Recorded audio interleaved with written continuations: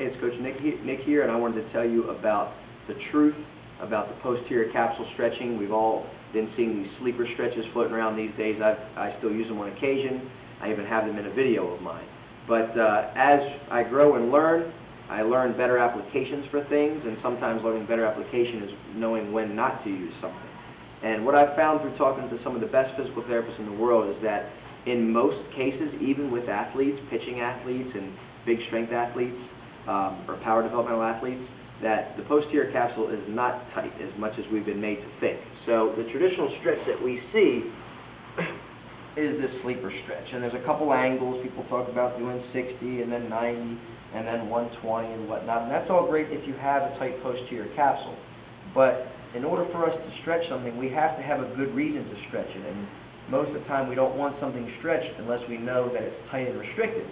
So what I'm going to show you is how to tell, a very simple way that you can tell on yourself, you don't need any other professionals watching you, if you actually have a tight posterior capsule. And if you can pass this, then you really don't need to do any posterior capsule stretching. So here's how you test to see if you have a tight posterior capsule. You reach your arm straight up, you internally rotate it as far as possible, okay, keeping the elbow straight, and then you drive your arm across your body. Now, this is the middle of my chest, the midline of my body. If your elbow can go to the middle or past it, you don't have a tight posterior capsule.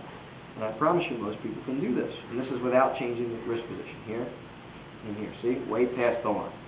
Here's my elbow. There's the midline. Other arm. Here. Even further. Okay? Now, make sure you're not rolling. The scapula moves.